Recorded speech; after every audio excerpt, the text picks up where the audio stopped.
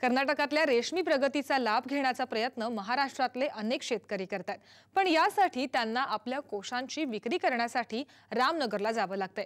महाराष्ट्राला या व्यवसायाच्या प्रगतीसाठी अजून बरेच प्रयत्न करावे लागणार आहेत।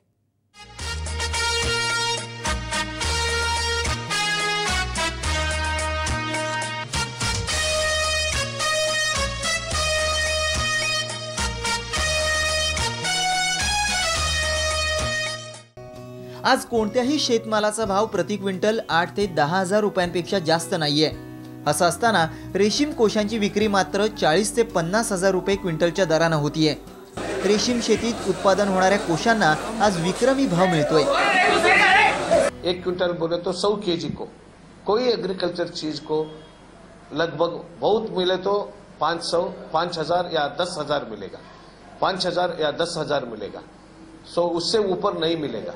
मगर वो सेरिकल्चर में आज की दाम ले लो और इधर 40,000 मिलेगा, 50,000 मिलेगा। और दूसरी बात क्या है, एक साल में 4 से 5 क्रॉप ले सकते हैं, मिनिमम 5 क्रॉप ले सकते हैं। अगर एक क्रॉप में लॉस हो गए तो दूसरी क्रॉप में उसको मौका है। मगर शुगर केन और इसमें ऐसा नहीं होता है, हर साल में एक ही क्रॉप रहता है। कर्नाटकात काही जिल्ह्यांमध्ये सिल्क आणि मिल्क म्हणजे रेशीम आणि दूध उत्पादनातून शेतकऱ्यांच्या जीवनात आमूलाग्र बदल झालेत।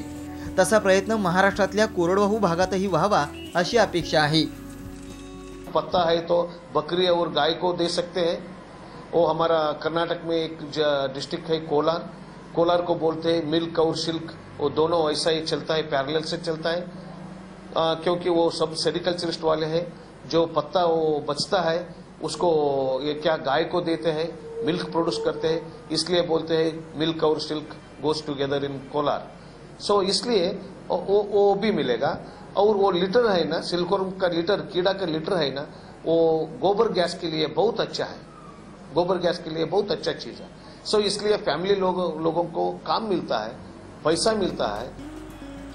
कोणत्याही राज्यात रेशीम शेती वाढण्यासाठी तिथं रिलर इंडस्ट्री वाढणं गरजेचं आहे। तिथं धागा आणि कपडा निर्मिती उद्योग वाढलाच पाहिजे। कर्नाटकात या सगळ्या गोष्टी उपलब्ध असल्यानं तिथल्या रेशीम उद्योगानं भरारी घेतली आहे। महाराष्ट्रातल्या रेशीम उत्पादकांनी रेशीम कोशांच्या उत्पादनाबरोबर त्याचा दर्जा आणि ग्रेडिंगवर भर देणं गरजेचं आहे।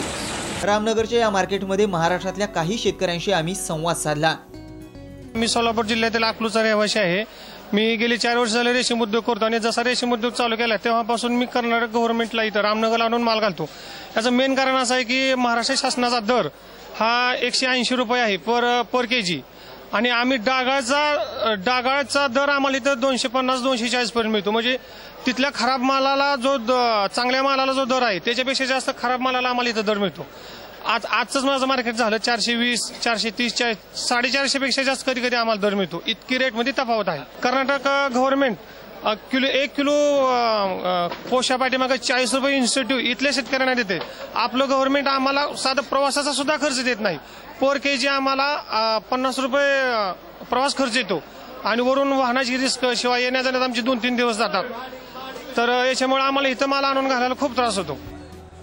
महाराष्ट्रात रेशीम शेतीच्या माध्यमातून अनेक शेतकऱ्यांनी समृद्धी पाहिली आहे। सोलापूर, उस्मानाबाद, बीड, लातूर या जिल्ह्यातले शेकडो शेतकरी आज रेशीम शेती करतात आणि कोशांच्या विक्रीसाठी रामनगरला जातात।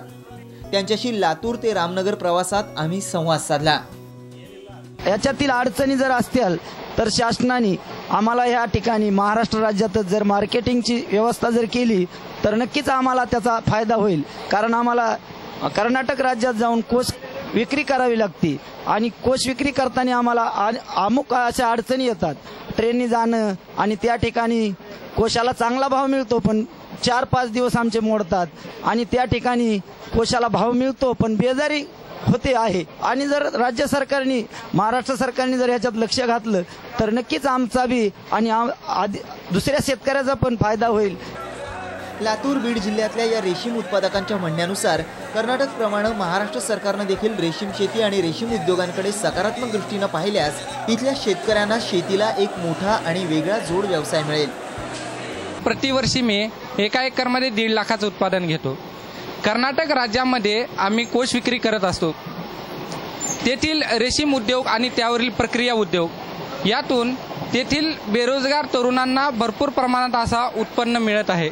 येथील बेरोजगार तरुणांना जर रेशीम उद्योगाविषयी जर प्रेरणा चालना केली तर त्यातून भरपूर प्रमाणात बेरोजगारी कमी होईल। गेली मी 16-17 वर्ष झालं रेशीम उद्योग करतोय, मात्र या उद्योगापासून मला भरपूर असं उत्पन्न मिळालं आणि यावर्षी पण 2 लाखाच्या पुढे उत्पन्न मिळण्याची माझी शक्यता आहे। रेशीम उत्पादक शेतकऱ्यांनी रेशीम चालू करावे आणि ज्यांच्याकडे भांडवल आहे त्यांनी धागा निर्मितीसाठी धागा निर्मिती केंद्र सुरू करून भरपूर पैसा कमवू शकतात। महाराष्ट्र शासनानं महाराष्ट्रामध्ये जर ओपन केलं तर आमचा येण्या जाण्याचा खर्च वाचेल आणि आपल्या इथं जर रेलिंग मशीन बसवल्या तर आपल्या इथल्या बेरोजगारी पण कमी होईल आणि आपल्या महाराष्ट्राचं उत्पादन पण वाढेल। आज राज्यातल्या शेतकऱ्यांना पशुपालन किंवा इतर कोणत्याही व्यवसायापेक्षा 4 पैसे जादा नफा मिळवून देण्याची क्षमता रेशीम उद्योगात असल्याचं दिसून आलंय। त्यामुळे सरकार आणि रेशीम कर्मचाऱ्यांची राज्यातल्या शेतकऱ्यांना मदत मिळाल्यास महाराष्ट्रातही रेशमी धाग्यांचे सुवर्ण दिवस अवतरायला नक्की संधी असल्याचं दिसतंय।